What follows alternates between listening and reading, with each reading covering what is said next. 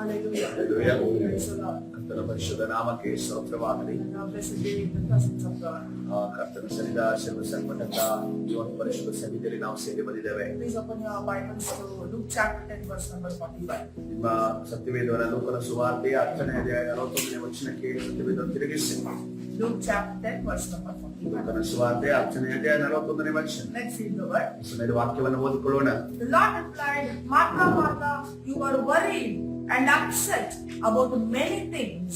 ಸ್ವಾಮಿಯು ಆಕೆಗೆ ಮಾತಡೆ ನೀನು ಅನೇಕ ವಿಷಯವಾಗಿ ಚಿಂತೆಯಲ್ಲಿಯೂ ಗಡಿಬಿಡಿಯಲ್ಲಿಯೂ ಸಿಕ್ಕಿಕೊಂಡಿದ್ದಿ. Hallelujah. See, this is what Jesus is speaking. ಯೇಸು ಕ್ರಿಸ್ತನಲ್ಲಿ ಮಾತನಾಡ್ತಿದ್ದಾನೆ. So he's speaking to Martha. ಆತನ ಮಾತುಗಳ ಜೊತೆ ಮಾತನಾಡ್ತಿದ್ದಾನೆ. See, you are worried and you are upset. ನೀನಿಲ್ಲಿ ಚಿಂತೆಯಲ್ಲಿದ್ದಿ ಮತ್ತು ಗಡಿಬಿಡಿಯಲ್ಲಿದ್ದಿ. So Jesus is telling us, ಯೇಸು ಕ್ರಿಸ್ತನ ಒಂದು ವಿಚಾರವನ್ನು ನಮಗೆ ಈ ರೀತಿಯಲ್ಲಿ when ಹೇಳ್ತಿದ್ದಾನೆ. you worry too much, ನೀವು ಯಾವಾಗ ಚಿಂತೆ ಹೆಚ್ಚಾಗಿ ಮಾಡುತ್ತೀರೋ you get upset.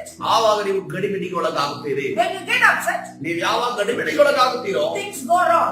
ನಿಮ್ಮ ಜೀವಿತದಲ್ಲಿ ಎಲ್ಲ ಕಾರ್ಯಗಳು ಬೇರೆ ರೀತಿಯಲ್ಲಿ ತಪ್ಪಾದ ರೀತಿಯಲ್ಲಿ When you ನಡೆಯುತ್ತದೆ. get upset, ನೀವು ಯಾವಾಗ ಗಡಿಬಿಡಿಗೊಳ್ಳುತ್ತೀರೋ you get angry. ನಿಮಗೆ ಸಿಟ್ಟು ಬರುತ್ತದೆ. That is sin. ಅದು ಪಾಪ ಆಗಿದೆ. So today God is speaking. ಇವತ್ತಿನ ದಿವಸ ದೇವರು ಈ ರೀತಿಯಲ್ಲಿ ಮಾತನಾಡುತ್ತಿದ್ದಾನೆ. Do not worry. ಯಾವುದೇ ಕಾರಣಕ್ಕೂ ಚಿಂತೆ ಮಾಡಬೇಡ್ರಿ. So you do not become upset.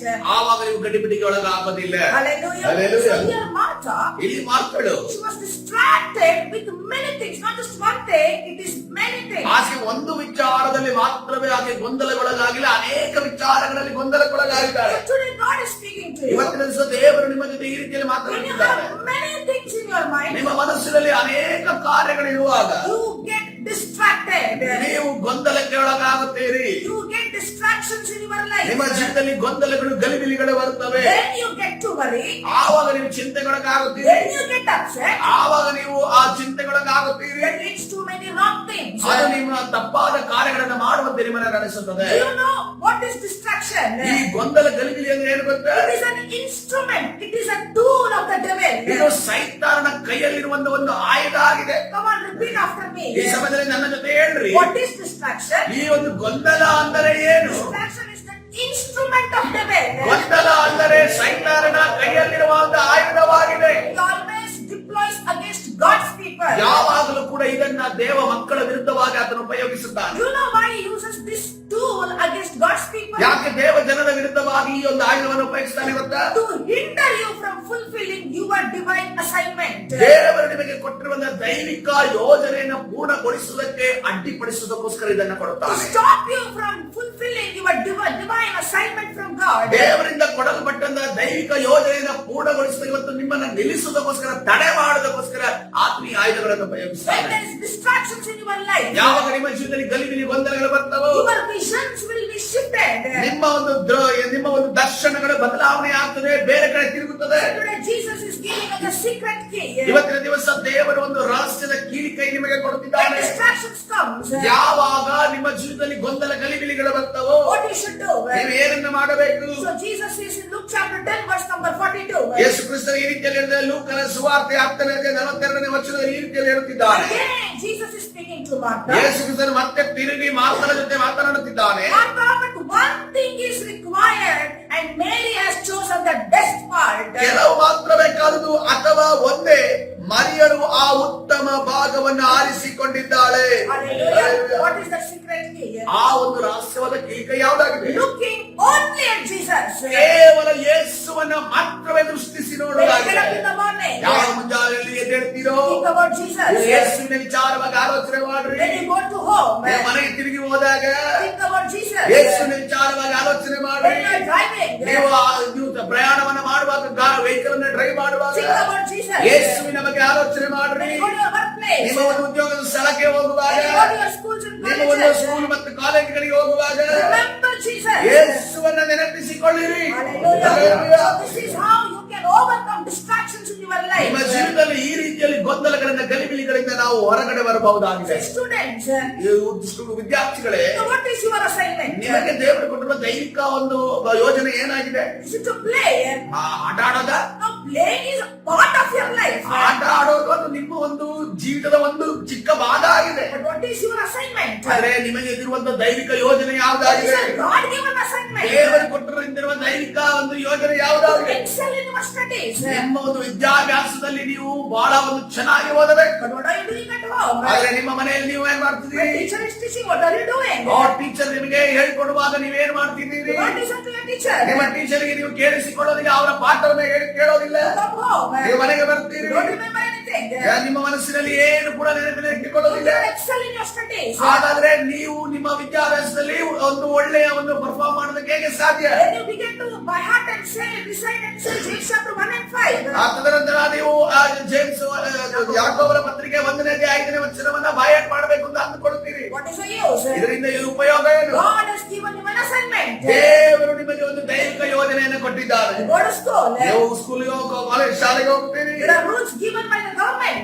Government ಇಂದ ಸರ್ಕಾರದಿಂದ ಕೊಟ್ಟಿರುವಂತ ಕೆಲವು ಅನೇಕ You ನಿಯಮಗಳಿದ್ದಾವೆ. have to obey those rules. ಆ ನಿಯಮಗಳನ್ನು ನೀವು ಪಾಲಿಸಬೇಕು. Listen to your teachers. ನಿಮ್ಮ ಒಂದು ಟೀಚರ್ನ ಮಾತುಗಳನ್ನ ಕೇಳಬೇಕು. Come home and study well. ನೀವು ಮನೆಗೆ ಬಂದು ಚೆನ್ನಾಗಿ ಓದಬೇಕು. That is your assignment. ಅದು ನಿಮ್ಮ ದೇವರು ಕೊಟ್ಟಿರುವ ಒಂದು ದೈವಿಕವಾದ ಯೋಜನೆಯಾಗಿದೆ. Hallelujah. Hallelujah. That will bring glory to the name of the Lord. ಅದು ದೇವರಿಗೆ ಮಹಿಮೆಯನ್ನು ತರುವಂತ And you ಕಾರ್ಯವಾಗಿದೆ. bring good name into your parents. ನಿಮ್ಮ ಒಂದು ತಂದೆ ತಾಯಿಗೂ ನೀವು ಹೆಸರನ್ನ So ತರುವವರಾಗಿರುತ್ತೀರಿ. as an employee, what is your assignment? ಉದ್ಯೋಗಸ್ಥರಾಗಿ ನಿಮಗಿರುವಂತಹ ಒಂದು ಯೋಜನೆ So I ಯಾವ್ದಾಗಿದೆ? know you are a child of God. ನೀವು ಒಬ್ಬ ದೇವರ ಮಗುವಾಗಿದೆ ನನಗೆ ಗೊತ್ತಿದೆ. At the same time, you are an employee. ಅದೇ ರೀತಿಯಲ್ಲಿ ನೀವು ಉದ್ಯೋಗಸ್ಥರಾಗಿದ್ದೀರಿ. When you go to your workplace, ನಿಮ್ಮ ಒಂದು ಉದ್ಯೋಗದ ಸ್ಥಳಕ್ಕೆ ಹೋಗುವಾಗ that today's task must be completed. ಆ ದಿನದ ಕಾರ್ಯಗಳು ಕೆಲಸ ಕಾರ್ಯಗಳು ಅವತ್ತೇ ಮುಗಿದಿರಬೇಕು. Submit to your boss. ಅದು ಅದನ್ನು ನೀವು ಮುಗಿದ ನಂತರ ನೀವು ಬಾಸ್ಗೆ ನೀವು So ಕೊಡಬೇಕಾಗಿದೆ. God is pleased with you. ಆಗ ದೇವರು ನಿಮ್ಮಿಂದ ಮೆಚ್ಚುಗೆಯನ್ನು ಹೊಂದಿದ್ದಾನೆ ಅಂತ ಅರ್ಥ. Hallelujah. Hallelujah. So that is when God said to Jesus Christ, ಆಗಲೇ ಯೇಸು ಕ್ರಿಸ್ತರು ಈ ರೀತಿ ತಂದೆಯಾದ ದೇವರು ಯೇಸು ಕ್ರಿಸ್ತರ ಬಳಿ ಹೀಗೆ I ಹೇಳ್ತಾರೆ, am well pleased with you. ನಾನು ನಿನ್ನನ್ನ ಮೆಚ್ಚುತ್ತೇನೆ ಎಂದು You ಹೇಳ್ತಾರೆ. are my beloved son. ನೀನು ನನ್ನ ಪ್ರೀತಿಯ ಒಂದು ಮಗನಾಗಿದ್ದಿ. Hallelujah. Hallelujah. As an employee, ಉದ್ಯೋಗಸ್ಥರಾಗಿ you have a divine assignment. ನಮಗೊಂದು ದೈವಿಕವಾದ ಒಂದು ಆ ಯೋಜನೆ ಇದೆ. As a father and as a mother, ತಂದೆ ಮತ್ತು ತಾಯಿಯಾಗಿ you have your duties and you know your assignment. ನಿಮಗೆ ಮಾಡಬೇಕಾದ ಕೆಲಸ ಕಾರ್ಯಗಳು ಮತ್ತು ಆ ಯೋಜನೆಗಳು ನಿಮಗೆ ಗೊತ್ತಿದ್ದಾವೆ. As a child of God, ದೇವರ ಮಗುವಾಗಿ you have your divine assignment. ನಿಮಗೆ ಒಂದು ಆ ದೈವಿಕ ಆ ಯೋಜನೆ ಇದೆ. Every man is born with a divine assignment from God. ಎಲ್ಲರೂ ಕೂಡ ದೇವರಿಂದ ಒಂದು ದೈವಿಕ ಯೋಜನೆಯನ್ನು ಹೊಂದಿಕೊಂಡು ಈ ಲೋಕಕ್ಕೆ ಬಂದಿದ್ದಾರೆ. See, some of you has been called as prayer warriors. ಕೆಲವರು ನೀವು ಪ್ರಾರ್ಥನೆ ವೀರರಾಗಿ ದೇವರು ನಿಮ್ಮನ್ನ You know, ಕರೆಯಲ್ಪಟ್ಟಿದ್ದಾರೆ. some of you have taken responsibility to keep this clean church. ಈ this clean. ಈ ಸಭೆಯನ್ನ ಸ್ವಚ್ಛಗೊಳಿಸುವಂತ ಜವಾಬ್ದಾರಿಯನ್ನ ಕೆಲವು ಹೊಂದಿದ್ದೀರಿ. You know, some of you for editing, some of you for the keyboard. You know, everything is a divine assignment from ಕೆಲವರು God. Keyboard ವಿಚಾರ ಆಗಿರ್ಬೋದು, editing ವಿಚಾರ ಆಗಿರ್ಬೋದು, ಬೇರೆಲ್ಲ ಒಂದು ದೈವಿಕ ವಿಚಾರಗಳನ್ನು ನೀವು You ಮಾಡುವವರಾಗಿ must remember one thing. ಒಂದನ್ನು ನೀವು ನೆನಪಿನಲ್ಲಿಟ್ಟುಕೊಳ್ಳಬೇಕು. When you are doing your divine assignment, ನಿಮ್ಮ ದೈವಿಕವಾದ ಯಾವ ವಿಚಾರಗಳನ್ನ ಮಾಡುವಂತ ಸಂದರ್ಭದಲ್ಲಿ the enemy comes with his tool, that is distraction. ಆ ಶತ್ರು ನಿಮ್ಮ ಮಧ್ಯದಲ್ಲಿ ಬರುತ್ತಾನೆ. ಹೇಗೆ ಎಂದು ನೋಡುವಾಗ ಗೊಂದಲವನ್ನ ಇಟ್ಟುಕೊಂಡು ಬರುತ್ತಾನೆ. To some of you, ಕೆಲವರಿಗೆ he offers alcohol. ಕೆಲವರಿಗೆ ಆಲ್ಕೋಹಾಲ್ ಅನ್ನ ಕುಡುಕತನವನ್ನ ತಂದಾಕ್ತಾನೆ. For some he offers something else. ಕೆಲವರಿಗೆ ಬೇರೆ ಯಾವುದೋ ವಿಚಾರಗಳನ್ನ ಮನಸ್ಸಿನಲ್ಲಿ For some ತಂದಾಕ್ತಾನೆ. he offers drugs. ಕೆಲವರಿಗೆ ಡ್ರಗ್ಸ್ ಅನ್ನು ತಂದಾಕ್ತಾನೆ. And some other substances. ಕೆಲವರಿಗೆ ಯಾವುದೋ ಮಾದಕ ದ್ರವ್ಯಗಳು ಅಂತ ವಸ್ತುಗಳನ್ನು To ತಂದಾಕ್ತಾನೆ. some he offers, you know, internet gaming. ಕೆಲವರಿಗೆ ಇಂಟರ್ನೆಟ್ ಅಲ್ಲಿ ಆಡುವಂತ ಗೇಮ್ಗಳನ್ನು ಮನಸ್ಸಿನಲ್ಲಿ You ತಂದಾಕ್ತಾನೆ. know, somehow he brings distractions in your life. ಹೇಗಾದ್ರೂ ಮಾಡಿ ನಿಮ್ಮ ಜೀವಿತದಲ್ಲಿ ಆ ಗೊಂದಲವನ್ನ ಗಲಿಬಿಲಿಗಳನ್ನು ತಂದಾಕ್ತಾನೆ. Church, do you know, even the married men, they are playing internet games today. ಸರಿ, ನಿಮಗೆ ಗೊತ್ತಿದೆಯಾ, ಮದುವೆ ಆದಂತ ಗಂಡಸರು ಕೂಡ ಇವತ್ತಿನ ದಿವಸ ಗೇಮ್ ಅನ್ನು ಆಡುತ್ತಾ ಕೂತಿದ್ದಾರೆ. Even the married women, ಈ ಮದುವೆ ಆದಂತ ಸ್ತ್ರೀಯರು ಕೂಡ even they are into this internet gaming. ಅವರು ಕೂಡ ಈ ಒಂದು ಇಂಟರ್ನೆಟ್ ಗೇಮ್ ಅಲ್ಲಿ ಆಟ ಆಡುತ್ತಿರುವುದನ್ನು ನಾವು ನೋಡ್ತಾ Recently ಕೇಳ್ತಾ I ಇದ್ದೇವೆ. heard about a family story. ಒಂದು ಕುಟುಂಬದ ಒಂದು ಕಥೆಯಲ್ಲಿ ಈ ಒಂದು ಕೆಲವೇ ದಿನಗಳ ಹಿಂದೆ ಕೇಳಿದ್ವಿ. You know, a father, ಒಬ್ಬ ತಂದೆ in the morning he gets up and he is with his phone. ಮುಂಜಾನೆಯಲ್ಲಿ ಆತನ ಎದ್ದು ಆತನ ಫೋನ್ ಅಲ್ಲಿ ಆತನ ಕೂತಿದ್ದಾನೆ. He is into internet gaming. ಆತನ ಇಂಟರ್ನೆಟ್ ಗೇಮ್ ಅಲ್ಲಿ ಕೂತಿದ್ದಾನೆ. Even to the bathroom he carries the phone. Bathroom ಕೂಡ ಇಂಟರ್ನೆಟ್ ಗೇಮಿಂಗ್ ಆಡೋದಕ್ಕೆ ಆತನು ಫೋನ್ ಅನ್ನ Do ತೆಗೆದುಕೊಂಡು you know ಹೋಗ್ತಾನೆ. who told me this story? ಯಾರು ಈ ಒಂದು ಕಥೆ ನನಗೆ ಹೇಳಿದ್ರು His ಗೊತ್ತಾ? own wife. ಆತ ಸ್ವಂತ ಒಂದು ಹೆಂಡತಿಯೇ ಈ ಕಥೆಯನ್ನು ನನಗೆ ಹೇಳಿದ್ರು. While having the breakfast phone. ಇದು ತಿಂಡಿಯನ್ನು ಮಾಡುವಾಗ phone, You know, even not in the office, he cannot do that. ಆ ಆಫೀಸಲ್ಲೆಲ್ಲ ಅದು ಮನೆಯಲ್ಲಿ He comes home, ಮನೆಗೆ ಬರ್ತಾನೆ, then again phone. ಮತ್ತೆ ಫೋನ್ ಹಿಡಿತಾನೆ, Evening, ಸಂಜೆ ಸಮಯದಲ್ಲಿ Phone. ಫೋನ್ ಹಿಡಿತಾನೆ, in the night till 2 a.m. he is on the phone. ರಾತ್ರಿ 2 ಗಂಟೆವರೆಗೆ ಆತನ phone ಹಿಡಿದುಕೊಂಡೇ ಕೂತಿರ್ತಾನೆ. Looking at these things, ಈ ಒಂದು ವಿಚಾರಗಳನ್ನು ನೋಡಿ even his children are now into phone addiction.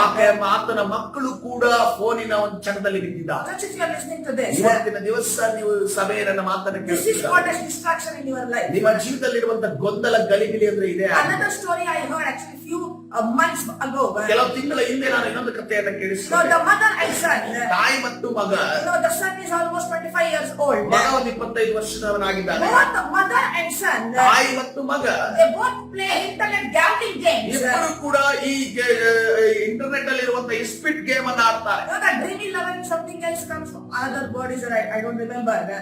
Ramees Rummy circle. Rummy circle. Both the mother and the son they are playing this game. ಈ ತಾಯಿ ಮತ್ತು ಮಗ ಒಟ್ಟಿಗೆ ಸೇರಿ ರಮೇಶ್ ಸರ್ಕಲ್ ಅಲ್ಲಿ ಆಟ ಆಡ್ತಾ ಇರ್ತಾರೆ. See how the world is going. ಲೋಕ ಹೇಗೆ ನಡೀತಿದೆ ನೋಡಿದ್ರೆ Distractions. ಗೊಂದಲಗಳು. That is an enemy's tool. ಅದು ಒಂದು ಸೈತಾನನ ಒಂದು ಆಯುಧ See, ಆಗಿದೆ. when you sit to pray, ನೀವು ಯಾವಾಗ ಪ್ರಾರ್ಥನೆ ಮಾಡಿ some notification comes on the phone. Mobile ಅಲ್ಲಿ ಯಾವ್ದಾದ್ರು ಒಂದು ನೋಟಿಫಿಕೇಶನ್ ಬರ್ತದೆ, Don't go into it. ಯಾವುದೇ ಕಾರಣಕ್ಕೂ ಅದನ್ನ Remember, ನೋಡಬೇಡಿ. that is a distraction from the ಅದು devil. ಸೈತಾನ ತರುವಂತ ಒಂದು ಗೊಂದಲ ಆಗಿದೆ. See, a pastor once told about this real incident. ಒಬ್ಬ ಸೇವಕರು ಒಂದು ನಡೆದಂತ ಘಟನೆಯನ್ನ ಒಂದು ಹೇಳ್ತಾರೆ. You know, there was this young girl in his church. ಅವರ ಸಭೆಯಲ್ಲಿ ಒಬ್ಬ ಯವನಸ್ಥ ಹುಡುಗಿ She ಇದ್ದ. always regularly attended church services. ಯಾವಾಗಲೂ ಕೂಡ ಸಭೆಯ ಎಲ್ಲಾ ಆರಾಧನೆಗೆ ಅವಳು The ಬರ್ತಾ pastor ಇದ್ಲು. says she was very prayerful ಸೇವಕರು ಹೇಳಿದ್ರು ಆಕೆ ಬಹಳ ಪ್ರಾರ್ಥನೆಯಲ್ಲಿ and so filled with the Holy Spirit. ಪರಿಶುದ್ಧಾತ್ಮನಿಂದ She would ತುಂಬಿಸಲ್ಪಡಲ್ಪಟ್ಟವಳು. always lead the choir team. ಯಾವಾಗಲೂ ಕೂಡ ಫೈರ್ ಟೀಮ್ ಅನ್ನ ನಡೆಸುವವಳ She used ಆಳಾಗಿದ್ದ. to read out the scriptures aloud. ಹಾಗೆ ದೇವರ ವಾಕ್ಯವನ್ನು ಗಟ್ಟಿಯಾಗಿ She ಓದುವವಳಾಗಿದ್ದ. even prayed for the people in ಅದೇ the ರೀತಿಯಲ್ಲಿ church. ಸಭೆಯಲ್ಲಿರುವಂತ ಅನೇಕ ಜನರಿಗೆ ಪ್ರಾರ್ಥನೆ ಮಾಡಿದವಳಾಗಿದ್ದಾಳೆ. One fine day, ಒಂದು ದಿವಸ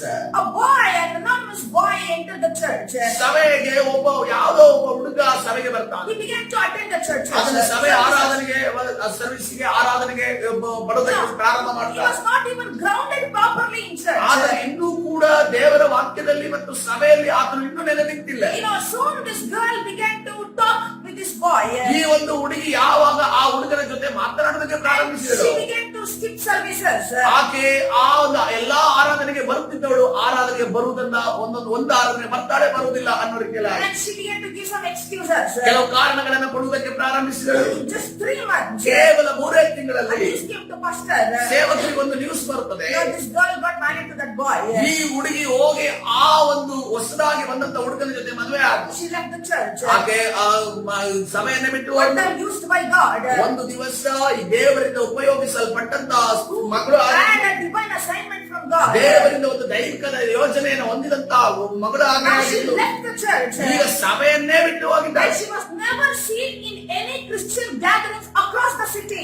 ಆ ಒಂದು ಪಟ್ಟಣದಲ್ಲಿ ಯಾವುದೇ ಕ್ರೈಸ್ತ ಒಂದು ಪ್ರಾರ್ಥನೆಯಲ್ಲಿ ಸೇರಿ ಬರುವುದನ್ನೇ ಅವರು ನೋಡ್ಲಿಲ್ಲ, ಕೇಳಲಿಲ್ಲ. Not even in Christian wedding she was seen. ಆ ಕ್ರೈಸ್ತ ಒಂದು ಮದುವೆಯಲ್ಲಿ ಕೂಡ ಅವರು ಸೇರಿ ಬರ್ತಾ ಇರಲಿಲ್ಲ. She left the church. ಹಾಗೆ ಸಭೆಯನ್ನೇ ಬಿಟ್ಟು ಹೋದ್ರು. Distractions in our life. ನಮ್ಮ ಜೀವಿತದಲ್ಲಿರುವಂತಹ ಗೊಂದಲಗಳನ್ನ No, ನಾವು ನೋಡ್ತಾ ಇದ್ದೇವೆ. sometimes ಕೆಲವು ಬಾರಿ this is how the devil brings inappropriate relationships in our life. ನಮ್ಮ ಜೀವಿತದಲ್ಲಿ ಸರಿ ಅಲ್ಲದ ಕೆಲವು ಸಂಬಂಧಗಳನ್ನ ನಮ್ಮ ಜೀವಿತದಲ್ಲಿ ಸೈತಾನನು That ತರ್ತಾನೆ. is how the devil steals away our divine assignment. ಈ ರೀತಿಯಲ್ಲಿ ನಮ್ಮಲ್ಲಿರುವಂತ ನಮಗೆ ದೇವರು ಕೊಟ್ಟಿರುವಂತಹ ದೈವಿಕ ಯೋಜನೆಯಿಂದ ನಮ್ಮನ್ನ ತಪ್ಪಿಸಿ ದೂರ I ಮಾಡ್ತಾನೆ. am not saying all relationships are wrong. ಎಲ್ಲಾ ಸಂಬಂಧಗಳು ತಪ್ಪು ಎಂದು ನಾನು ಹೇಳ್ತಾ ಇಲ್ಲ. Even the right relationship in the wrong time can be a disaster. ಸರಿಯಾದ ಸಂಬಂಧಗಳು ತಪ್ಪಾದ ಸಮಯದಲ್ಲಿ ನಾವು ಅಲ್ಲಿ ಸಮಯವನ್ನ ಕಳೆದು ಕೂಡ ತಪ್ಪಾಗಿದೆ. Church, we need a discernment. ನಮಗೊಂದು ವಿವೇಚಿಸುವಂತ We ಶಕ್ತಿ ಅಗತ್ಯವಿದೆ. need counsel. ನಮಗೊಂದು ಸಮಾಲೋಚನೆ ಅಗತ್ಯವಿದೆ. So, young people, ಯವನಸ್ಥರೇ, even married people, ಓ ಮದುವೆ ಆದವರೇ, there are any distractions in your ನಿಮ್ಮ life. ಜೀವಿತದಲ್ಲಿ ಯಾವುದಾದ್ರೂ ಒಂದು ಗೊಂದಲ ಗಡಿಬಿಡಿ ಇರುವುದಾದ್ರೆ You need discernment from God. ನಿಮಗೆ ದೇವರಿಂದ ಒಂದು ದೇವರ ಸಮಾಲೋಚನೆ ಅಗತ್ಯವಿದೆ, ವಿವೇಚನೆ ಶಕ್ತಿ You ಅಗತ್ಯವಿದೆ. need counsel from your pastors. ನಿಮ್ಮ ಸೇವಕರಿಂದ ನಿಮಗೊಂದು ಸಮಾಲೋಚನೆ ಅಗತ್ಯವಿದೆ. So if you have any problems in your life, ನಿಮ್ಮ ಜೀವಿತದಲ್ಲಿ ಯಾವುದಾದ್ರೂ ಸಮಸ್ಯೆ as ಇರುವುದಾದ್ರೆ a young man, as a young woman, ಯವನಸ್ಥೆ ಆಗಿರ್ಬೋದು, ಯವನಸ್ಥರಾಗಿರ್ಬೋದು, we are here to give you counsel. counsel. ನಿಮಗೆ ಸಮಾಲೋಚನೆ ಕೊಡುವುದಕ್ಕೆ ನಾವು ಸಿದ್ಧರಿದ್ದೇವೆ. Because the Bible says, ಹಾಗಾದ್ರೆ ಸತ್ಯವೇದ ಈ ರೀತಿಯಲ್ಲಿ ಹೇಳ್ತಾ ಇದೆ, but in the multitude of counselors there is safety. ಉಚಿತಾಲೋಚನೆಯಲ್ಲಿ ಸುಮಂತ್ರಿಗಳು ಇರುವಲ್ಲಿ ಸುರಕ್ಷಣೆ ಇರುವುದು. Hallelujah. When there is counselors, ಯಾವಾಗ ಹೆಚ್ಚಾದ ಸಮಾಲೋಚಕರು ನಮ್ಮ ಮುಂದೆ ಇರುತ್ತಾರೋ there is safety in our ಅಲ್ಲಿ life. ನಮಗೆ ಸುರಕ್ಷಣೆ ರಕ್ಷಣೆ ಇರುತ್ತದೆ. Also one more thing you must remember. ಇನ್ನೊಂದು ವಿಚಾರವನ್ನು ನೀವು First ನೆನಪಿನಲ್ಲಿಟ್ಟುಕೊಳ್ಳಬೇಕು. Peter chapter 5 verse number 8. ಮೊದಲನೇ ಪೇತ್ರ 5ನೇ ಅಧ್ಯಾಯ 8ನೇ ವಚನ. So what Peter is talking about, ಪೇತ್ರ ಏನನ್ನಲ್ಲಿ ಮಾತನಾಡುತ್ತಿದ್ದಾನೆ? all his experiences giving us this ಆತನ message. ಅನುಭವದಿಂದ ಈ ಒಂದು ಸಂದೇಶವನ್ನು, ಈ ವಾಕ್ಯವನ್ನು ನಮಗೆ ಹೇಳ್ತಾ Because ಇದ್ದಾನೆ. he knows one distraction that came in Garden of Gethsemane. ಆ ಗೆತ್ಸೆಮನೆ ತೋಟದಲ್ಲಿ ಬಂದಂತ ಒಂದೇ ಒಂದು ಗೊಂದಲ ಗಡಿಬಿಡಿ. He denied Lord Jesus Christ. ಆತನ ಯೇಸು ಕ್ರಿಸ್ತನನ್ನೇ ಆತನು ಅಲ್ಲಗಳೆದರೆಂದು ನಾವು This was ನೋಡುತ್ತೇವೆ. the man who was ready to die for Jesus. ಈ ಪೇತ್ರನೇ ತಾನೇ ಯೇಸುವಿಗೋಸ್ಕರ ಸಾಯುವುದಕ್ಕೆ But ಸಿದ್ಧವಾಗಿದ್ದವರು. the same Peter, ಅದೇ ಪೇತ್ರನು one distraction, ಒಂದೇ ಒಂದು ಗಲಿಬಿಲಿ ಗಡಿಬಿಡಿ. where he couldn't pray, ಆತನು ಪ್ರಾರ್ಥನೆ ಮಾಡುವುದಕ್ಕೆ ಆತನಿಗೆ he ಸಾಧ್ಯವಾಗಲಿಲ್ಲ. denied Lord Jesus ಆತನು Christ. ಯೇಸು ಕ್ರಿಸ್ತನನ್ನ ಅಲ್ಲಗಳೆದರೆಂದು ನಾವು The ನೋಡುತ್ತೇವೆ. same Peter now gives us this ಅದೇ message. ಪೇತ್ರನು ಈ ಒಂದು ಸಂದೇಶವನ್ನ, ವಾಕ್ಯವನ್ನು ನಮಗೆ ಕೊಡುತ್ತಿದ್ದಾರೆ.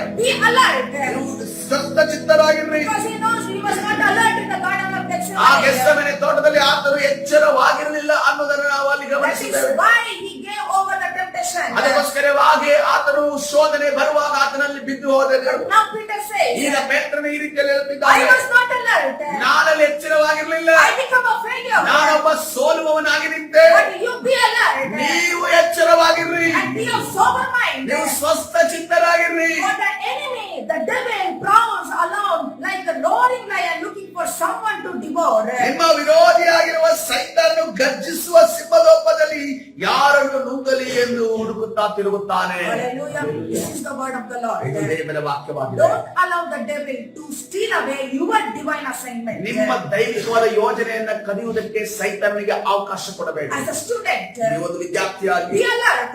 ಬಹಳ The ಎಚ್ಚರವಾಗಿ, teacher is teaching. ಯಾವಾಗ ಟೀಚರ್ ಕಲಿಸ್ತಿರ್ತಾರೋ Be alert.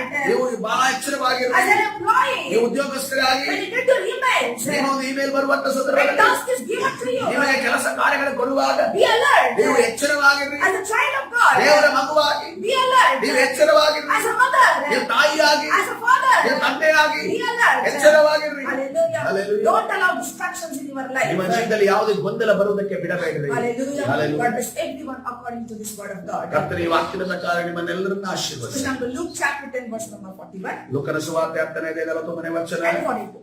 ಅದೇ ರೀತಿ 42ನೇ ವಚನದ ಪ್ರಕಾರವಾಗಿ ದೇವರು ನಿಮ್ಮನ್ನೆಲ್ಲರ ಆಶೀರ್ವದಿಸಿದ.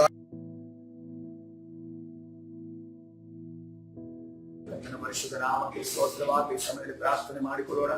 ಪರಿಶುದ್ಧನಾದ ದೇವರೇ, ನಿನ್ನ ನಾಮಕ್ಕೆ ಸ್ತೋತ್ರವಾಗಲಿ. ಸರ್ವಶಕ್ತನೇ, ಸರ್ವವಲ್ಲಭನೇ, ಮಹಿಮೆಯುಳ್ಳ ದೇವರೇ, ಈ ಬೆಳಗಿನ ಜಾವದಲ್ಲಿ ನಿನ್ನ ಸಾನ್ನಿಧ್ಯಕ್ಕೆ ಬರಲು ಕೊಟ್ಟಂತ ಕೃಪೆಗಾಗಿ ಸ್ತೋತ್ರ ರಾಜ. ಹೌದು ಸ್ವಾಮಿ, ಕರ್ತನೇ, ನಮಗೊಂದು ದೈವಿಕ ಯೋಜನೆ ನಮಗೆ ಕೊಟ್ಟಿದೆಯಲ್ಲ, ಆ ದೈವಿಕ ಯೋಜನೆ ಚಿಕ್ಕದೋ ದೊಡ್ಡದೋ ಕರ್ತನೇ, ರಾಜ, ನಮ್ಮ ಸಾಮರ್ಥ್ಯಕ್ಕೆ ಅನುಗುಣವಾಗಿ, ನಮ್ಮ ತಲಾಂತುಗಳ ಅನುಗುಣವಾಗಿ ನೀನು ಕೊಟ್ಟಿದೆಯಲ್ಲ ಕರ್ತನೆ, ಅದನ್ನ ಸ್ವಾಮಿ ನಾವು ಕರ್ತನೆ ರಾಜ ತುಂಬಾ ಗಂಭೀರವಾಗಿ ತೆಗೆದುಕೊಂಡು ಕರ್ತನೆ ಈ ಲೋಕದಲ್ಲಿ ನಿನ್ನನ್ನ ಮಹಿಮೆ ಪಡಿಸುವುದಕ್ಕೋಸ್ಕರ ನಾವು ಮಾಡುವಾಗ ನಮಗೆ ಸಹಾಯವನ್ನು ಚಾಚುವೇಸಪ್ಪ ಕರ್ತನೆ. ಆದರೆ ಕರ್ತನೆ, ಸೈತಾನನು ಅನೇಕ ಗೊಂದಲ ಗಡಿಬಿಡಿಗಳ ಎಂಬ ಕರ್ತನೆ ಆಯುಧಗಳನ್ನು ನಮ್ಮ ಮೇಲೆ ತಂದಾಗಿ ಕರ್ತನೆ ನಿನ್ನ ಯೋಜನೆಯಿಂದ ನಮ್ಮನ್ನ ದೂರ ಮಾಡಿದ್ದಾರೆ. ಆದ್ರೆ ಇವತ್ತಿನ ದಿವಸ ಒಂದು ವೇಳೆ ಯೋಜನೆಯಿಂದ ದೂರವಾಗಿರುವುದಾದರೆ ಕರ್ತನೆ ಮತ್ತೆ ತಿರುಗಿ ನಿನ್ನ ನಾಮವನ್ನು ಕೂಗುತ್ತೇವೆ ಸ್ವಾಮಿ. ಆ ಎಲ್ಲಾ ಸೈತಾನನ ಆಯುಧಗಳನ್ನ, ಎಲ್ಲಾ ಸೈತಾನನ ತಂತ್ರಗಳನ್ನ, ಕುಯುಕ್ತಿಗಳನ್ನ ನಾಜರೇತಿನ ಯೇಸುವಿನ ನಾಮದಲ್ಲಿ ಬಂಧಿಸಿ ಮುರಿದಾಕ್ತಾರೆ. ಬಿಡುಗಡೆ ಕೊಟ್ಟು ಸ್ವಾಮಿ ನಿನ್ನನ್ನ ಮಹಿಮೆ ಪಡಿಸುವಂತ ದೈವಿಕ ಯೋಜನೆಯಲ್ಲಿ ಕಾರ್ಯ ಮಾಡುವಾಗ ನಾವು ನಿನಗೋಸ್ಕರ ಕರ್ತನೆ ಕೆಲಸ ಮಾಡುವ ನಿನ್ನ ಕಾರ್ಯ ಮಾಡು. ಆಶೀರ್ವದಿಸು, ಬಲಪಡಿಸು. ಕರ್ತನಾದ ಯೇಸು ಸ್ವಾಮಿ ಸಲ್ಲಿ ಪ್ರಾರ್ಥಿಸುವಂತೆ ಕೊಡ್ತೇನೆ. ಜೀವವುಳ್ಳ ತಂದೆ, ಆಮೆನ್.